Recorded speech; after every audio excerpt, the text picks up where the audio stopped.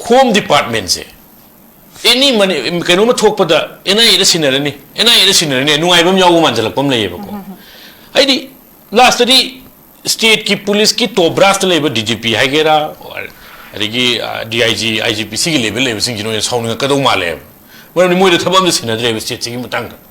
any kanu to NIA any to CBI en to lay ba se adu si gi sina aina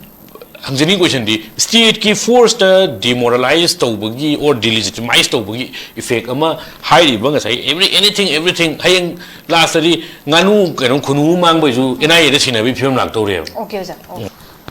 ngasi buk ta sum yeng bi oba nan gi trongaw bi incident thwe nobody is arrested so far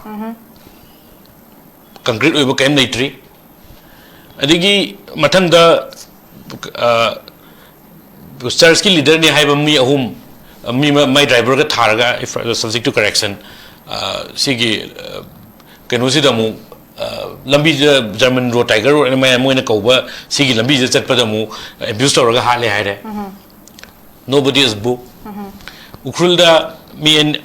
abuse toraga mi mc nobody is book luga angak pasina hek ar Twitter da social media da abuse akoi kano to condemn tori hai condemnation to raga chin the lem na tharo hai bu khatane will not spare anyone thu na tawni adu tawni hai bu khatane ba kaino di chungaw yaw da ba koi gi action di chungaw yaw da ba aduga angak pajin nga sai gi Ministry of Home Affairs Information Bisigi Intelligence Bureau gi through the pigre pau pigre ga ja Manipur gi Lailon Wi-Fi sigi kilometer traum kungi radius ta thokpa incident ni Imphal dagi 0 miles sigi 0 kilometer sigi kilometer ko manga musalam ngane wakhanda asigi inak nak pa jaga si da mi broad daylight ta nindang da mi do thi hangi drive juna ta ba mi trauma kun mi home minister gi claim gi matu ina mi kun try ban hai ba ko aduga punna atoba claim yaw ga mi nimphum doi jine ba hostage oina lei kan tawri se mi nimphum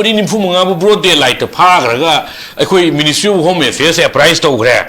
Intelligence Bureau gi through the hai ba now the question is city state government ni lei se democratic form of government ekoi state government ni lei se state government am leina Ministry of Home Affairs da ba ta khre jibu state police ka do lei no have dunia state police power sina da bra state police si pura delegitimize over demoralized over mamang na jaijer mane ISTB gi kano da di adu gi kano ma thol ka do ri ko je huji Manipur gi inak nak pa Imphal ai thokpa situation si da Ministry of Home Affairs se pusalak pa mathau sung ta de ba now the question is are we still under president rule state ki aina every program the haiman na nei kai re ba state ki subject ni law and order hai si kano gi Indian Constitution of India gi Schedule 7 da union list concurrent list state list na yawi masida state ki domain da law and order hai bi plenary magi powers is state ki domain ne ba law and order pai di state ki home minister na ilai like hai we are negotiating with CSOs we are negotiating with political leaders hai ba phari ba mi singdu oina book to godau na tro koi chithi godau na tro police mafam army thazan mani haigera state police thazan mani haigera state commando thazan mani haigera rescue operation is underway haiga do ne ba adu mohta wari chanari hai je kana ga wari chanari no habu ne ba adigi huzik pattern ji yeng bi oba nan Wilson thanga na chiru da belong to ba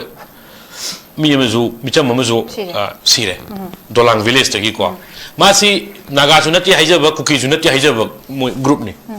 sidai ji irai lage ha to a broad daylight ko nahan gi keno trongaw gi incident sida oziki angang legi da angang singdugi mapadu BSF to thabak to we na haire BSF pi thabak to tok to state force to thabak pi ge aduga nangi angang sibu du su nang na sa yaw na thizen ba yana na ba haye si lila da mung to roi do dialogue ne adu itani huzik Wilson thanga si gi macha jung thaba apaga Wilson thanga si ju thimai macha do thijalan dori bra police thaba ap chalaga ari nahan gi church leader ahum si bado adugisu moi mari driver yaur mari si haibuju moi macha ga thaba hapaga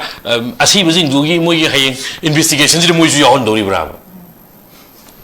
CDC meeting ji loi mak thaba hap state police thaba hapaga noi ju yawn investigation yaur hai dori bravo tu ne ba understand chung tau da ba yamna le moi ba casual response yamna sensible oi da response ilai line to we ba adigi yeng biu ko hujik sungai Ministry of Home Affairs high gre high state की autonomy का इसे करके है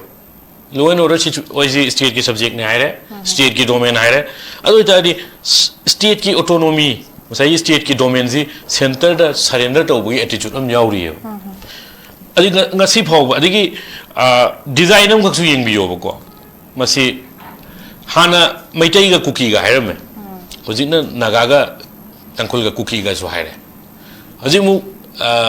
social media रा खंडे अमर खंडे मैटाई का पांगन का मु कक थिन्ना बा मी जुरुम आई उजाये बको मसीगी अदिगी सीगी डिजाइन से कनाना डिजाइन तो बुदुनो है बुदुने पैटर्न हम खक उरी बको ना मणिपुर सी entirely मागी पॉलिटी से लॉय फ्रैक्चर ओइना ना बा सिनबे डिजाइन सिदा मचिन थोकना मियांग की दमकता मणिपुर पुंब की दमकता लेपगा चुकी डिजाइन दो कोई तो we are not going to accept it कोई दिस दे इधर law and order से कोई ना कनी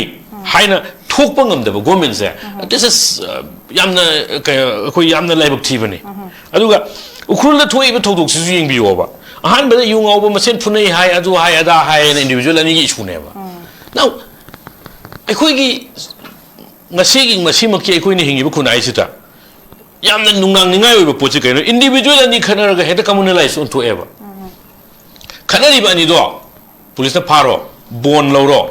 इन्वेस्टिगेशन तौरो कनान चुमिनो कनान लालिनो आइनो तुइना बुक तौरो अदवाइ लोइरेबा सी सुंतौ तौदबा खनबा अनि सिदिगी मेरिक पिदै मै जाउबि हौना न थवैना सिनबा मानबा डिजाइन अमा खसोय खोइ उजाइएबा को इंडिविजुअलाइज तौरगा लोइसनगदो पोतुदा कम्युनलाइज तौएबा मी अनि खनै हाइबे मोत नगा कुकी खनै हाइबा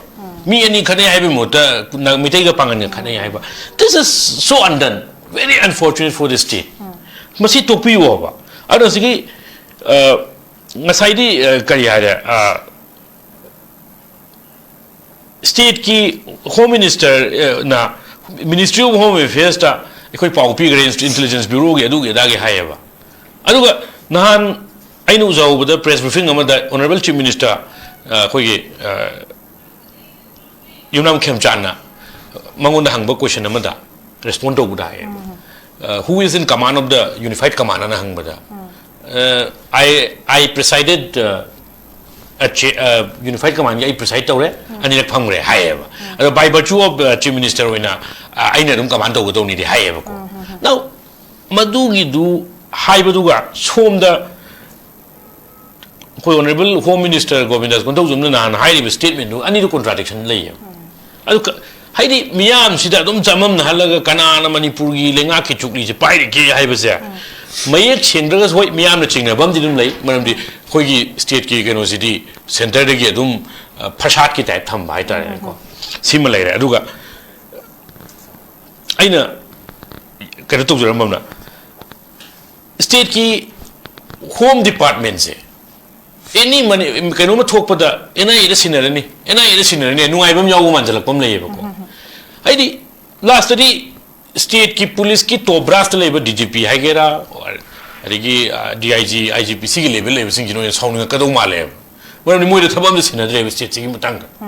एनी कनो तो एनआईए एनी तो सीबीआई एन तो लेबसे अन सी की सिना आइना हंजनी क्वेश्चन दी स्टेट की फोर्स द डिमोरलाइज तौबगी और डिलेजिटिमाइज तौबगी इफेक्ट अमा हाइरी बंग साइ एवरीथिंग हायंग लास्ट दी गानु कनो खुनु मांग बजु एनआईए द सिना बि फिल्म लाग तौरे ओके जा